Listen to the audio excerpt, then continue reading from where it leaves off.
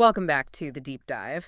Today, we are wrestling with a source that is, it's truly difficult and highly unusual. Oh, it's a challenge. We were given this fragmented sort of stream of consciousness transcript from a unique YouTube source called Wisdom of Allah, 5%ers. Yeah, this is not your traditional political manifesto. It's not a standard religious text either. The challenge is that fragmentation. It's this fast-moving mix of political dissent, spiritual claims, and then this really technical, almost coded jargon. Coded is a good word for it. It all flows in a way that just, resists any normal kind of logical breakdown. Right. It feels like we're listening in on a secure internal communication. So our mission today is to try and cut through that unique language, decode the core critique of American society, and really pull out the worldview here. And specifically, how this speaker sees government, community discipline, and what they consider, I guess, hidden or proprietary knowledge. So this deep dive is about decoding a very specific non-mainstream system. For you, the listener, the insight lies not in, judging if the claims are true. No, not at all. It's in understanding how these incredibly different themes, genetics, community discipline, geopolitics, are all woven together to form this fiercely held system of resistance. Okay, let's try to get into this dense material. The first thing that jumps out is this fundamental contradiction in the speaker's stance on the United States itself.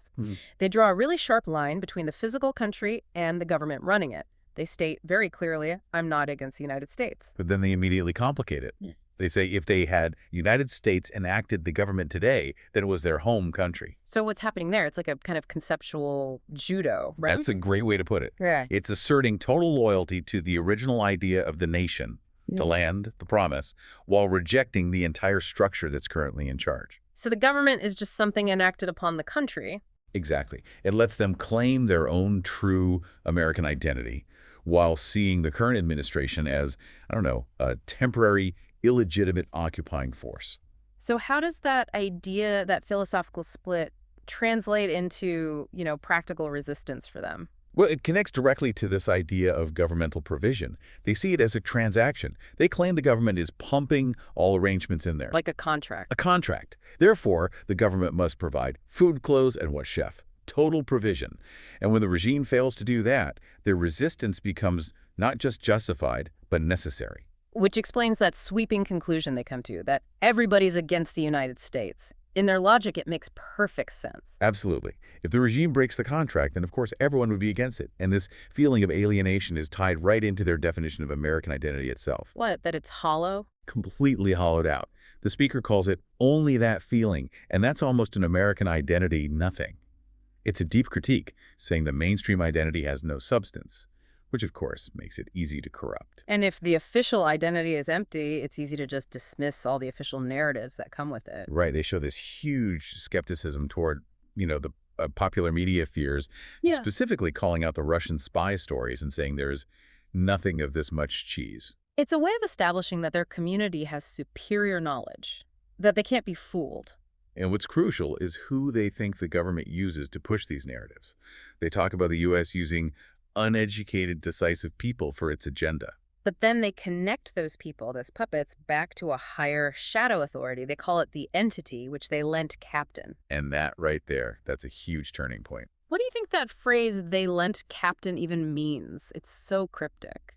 It strongly implies that the government isn't acting on its own, that its actions are being managed or captained by some external, mysterious entity. This isn't just standard paranoia. It's a framework that justifies resisting all outside authority, because the real enemy is invisible. Precisely. And if the world is controlled by the shadow entity, survival depends completely on the community's internal strength. Which brings us right to the core mandate for them, the absolute need to unify the next generation. The urgency around this is, you can just feel it. The constant emphasis on the youth, the need to keep the chill together. This isn't just about, good parenting. It's a security issue. The stakes are defined immediately, and they are brutally high. Anyone who disobeys this, who threatens that unity, is putting the entire community in danger. And the punishment is intense. They say those who fail should be painted and careered. It shows a complete intolerance for internal dissent. Any individual choice that goes against the collective goal is seen as an act of treason. an act that threatens their very survival. So, under a mandate that severe, what happens to the idea of individual choice? It has to be absorbed by the collective need to survive. But that discipline is paired with a demand for a higher, exclusive kind of knowledge. They call for a particular education. And they link that work ethic directly to divine intervention. Immediate and severe divine intervention. The speaker warns that for people living in unison in work, Allah will stop my heart pushing a brain instantly. Wow. I mean, that is an extraordinary statement. It is. It suggests that success or failure is immediately measured and either rewarded or punished by the highest spiritual authority you can imagine. It binds their physical labor directly to their eternal destiny. And to uphold this new divine economic system, you have to get rid of the old ones. You have to. We see that strong assertion that Jesus coming here didn't work. They're carving out their own theological space, one that validates their very specific needs for survival. It's like a religion built for a fight. And it doesn't just deal in big ideas. It micromanages daily life. We see these very specific rules, like the warning against smoking, which is not good, not good. Every single behavior is measured. They also get into these complex, maybe a little bit opaque statements about gender roles and work. They want children teach that in way to work. Which is all about passing down those labor ethics. Then there's that cryptic line that only one person thought about gender dynamics. What do you make of that? I think it suggests they believe they have the one singular, correct understanding of family structure and labor, and understanding the outside world is missing. The focus is always on organization, on collective work, and teaching that to the youth, almost like the community is a perfectly optimized machine. That idea of an optimized organism, that's what leads us into the most, well, disorienting part of the transcript. Yeah, this is where it gets really strange. We pivot from spiritual rules to claims that sound like, I don't know, advanced technical commentary. It's a fascinating and I think very deliberate blurring of the lines between theology and lab science. This juxtaposition is key to how they assert their authority. The focus on purity isn't just moral, it's framed genetically. It suggests they understand the biological mechanics of life in a way that outsiders don't. Right. They talk about genetic plasticity and then immediately warn to keep babies away from certain people. Well, think about what genetic plasticity means. It's the idea that traits can be altered by the environment. So it implies a vulnerability. The huge vulnerability. If their genetics are plastic, they can be corrupted by the outside world. And that fear is tied to this very metaphorical language, like people can eat the lettuce nomination, religious. The threat is literalized down to the genetic level. And here's where the claims just go off the charts, this incredibly specific, technical-sounding statement. Genetically, Jake, for something like, I'm not there as our revenue thermogenesis, all right, we'll just stop putting out any detection. Okay, that is dense. Let's break that down. Thermogenesis on its own, that's a real biological term. It is. It's the metabolic process of producing heat in an organism. But when you add the word revenue to it, revenue thermogenesis, what could that possibly mean? It suggests that your body's processes are generating some kind of measurable output.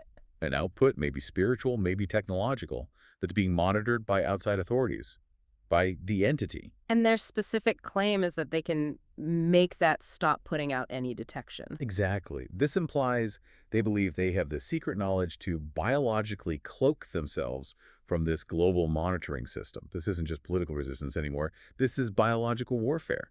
They think they can turn off a beacon the system is using to track them. That blend of high-level science concepts with these very real fears of surveillance is, I mean, that's the signature of this kind of belief system. And the hidden science is then linked directly back to very real public health fears in the community, like the fear of a contaminant virus. So the virus is just the biological version of the spiritual corruption they're fighting. It's all the same external assault.